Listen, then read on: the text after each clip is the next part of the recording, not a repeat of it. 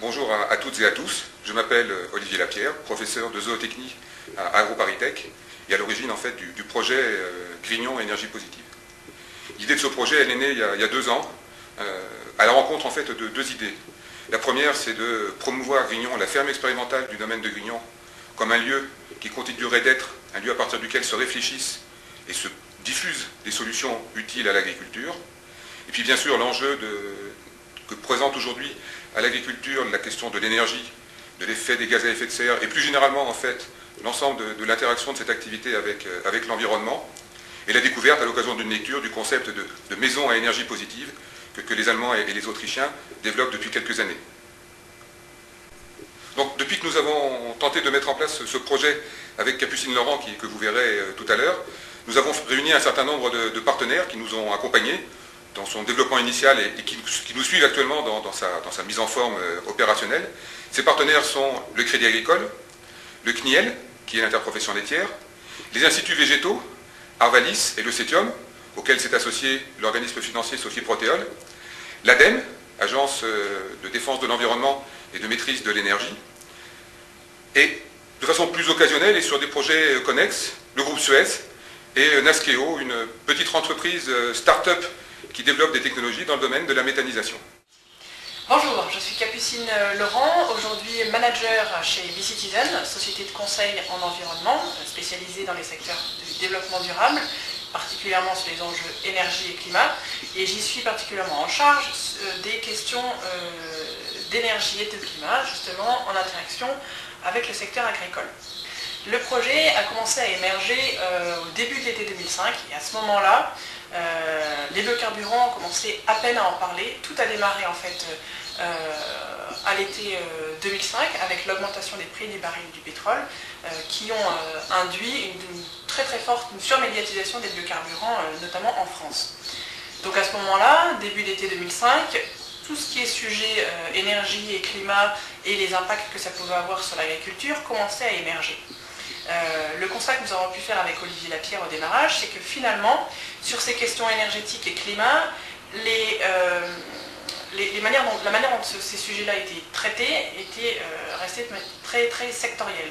Dans les secteurs agricoles dans son ensemble, du secteur industriel, du secteur des transports, mais rien n'était fait pour étudier de manière précise ce qui se passait à l'échelle d'une exploitation agricole.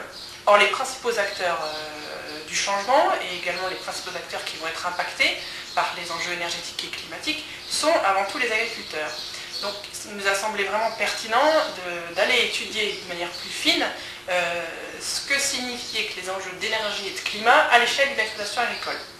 Pour ça, on a choisi une exploitation agricole qui n'était pas n'importe laquelle, puisque d'abord on a choisi une exploitation agricole d'une taille importante, et qui associait des activités polyculture et élevage. Donc c'est bien le cas de la ferme de Grignon, sur laquelle en plus il était possible d'y mener des expérimentations, puisque c'est la finalité de cette ferme, entre autres.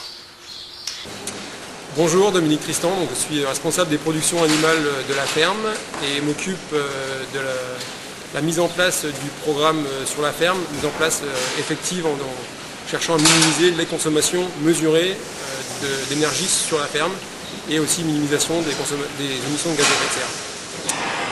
Donc la ferme c'est 1 200 000 litres de lait, c'est 450 brebis mères et la suite, donc ça représente 2 gros cheptels.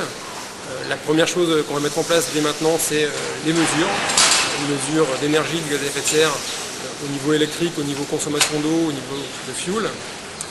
Et donc ensuite on va mettre en place quelques bonnes pratiques et voir dans quel sens évoluent ces consommations.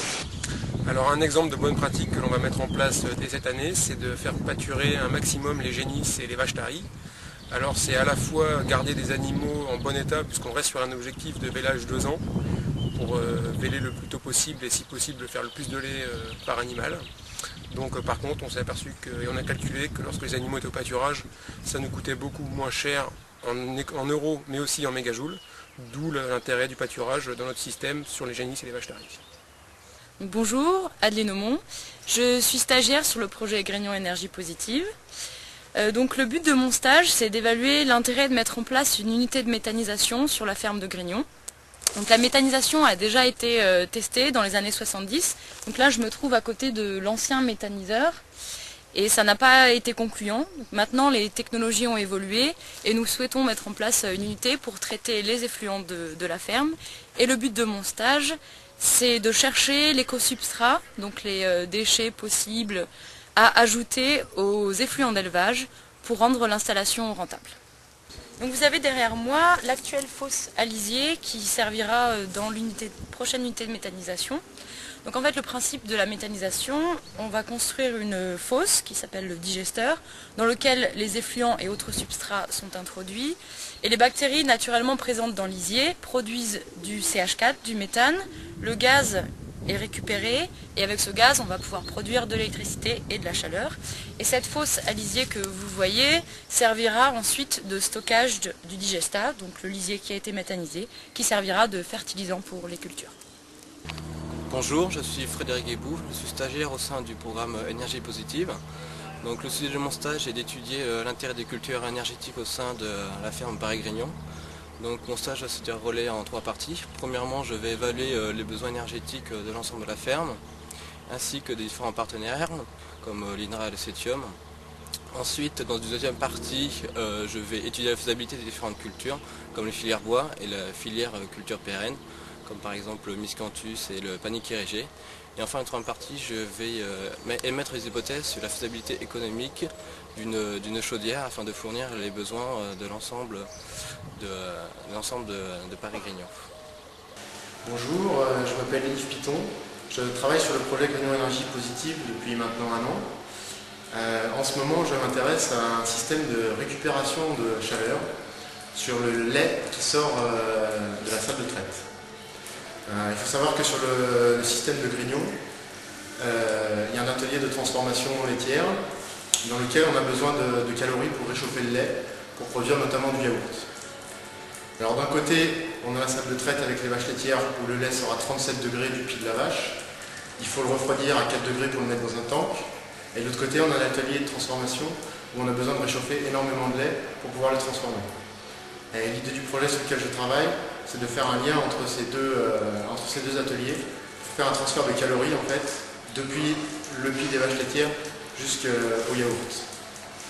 Alors pour faire cela, techniquement, on compte utiliser une centrale à eau glacée qui génère une eau très froide, qui va servir de fluide caloporteur, transporter les calories, les ramener dans l'atelier de transformation laitière où elles seront utilisées pour préchauffer le lait destiné à la production de yaourt. Alors ce projet pour nous est vraiment un projet extrêmement passionnant parce que d'une part il nous projette dans l'avenir, on sent bien que ces questions de consommation énergétique d'une part et d'autre part de rejet de gaz à effet de serre ont une influence capitale dans les orientations de demain, encore plus pour l'agriculture je pense que pour d'autres secteurs.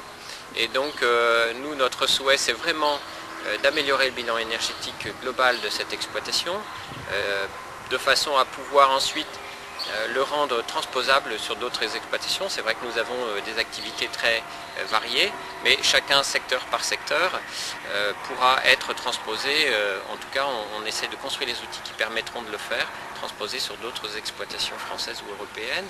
Et également je trouve que c'est un projet mobilisateur pour l'ensemble de l'équipe de l'exploitation qui va à la fois donner une direction et dans laquelle on va s'engager tous et de façon à faire de la ferme expérimentale de Grignon ce qu'elle aurait toujours dû être, une exploitation pilote dans laquelle on se préoccupe de questions qui sont fondamentales pour l'agriculture et pourquoi pas pour l'ensemble de la société.